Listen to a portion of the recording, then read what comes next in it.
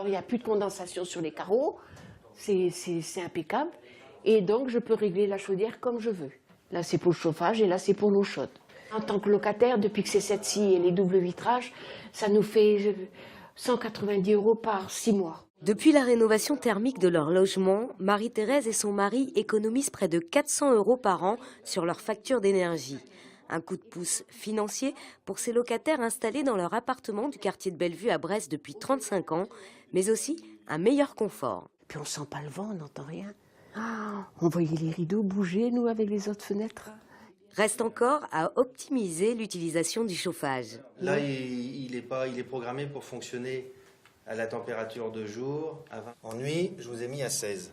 Ça veut dire que votre chauffage ne se déclenchera que si ça tombe en dessous de 16. D'accord.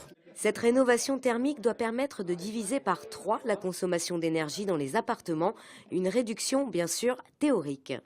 Les économies réelles dépendent beaucoup du comportement des gens et de leur niveau de température à l'intérieur du logement. Dans ce quartier, en changeant les fenêtres, l'isolation et les chaudières, Brest Métropole Habitat a investi près de 15 000 € dans chacun des 566 logements. Le programme s'étend à d'autres quartiers brestois et coûtera au total 24 millions d'euros. Il faut répondre aux besoins nouveaux. Il ne faut pas pour autant négliger l'entretien du parc existant parce que c'est quand même lui qui fait l'essentiel de notre patrimoine.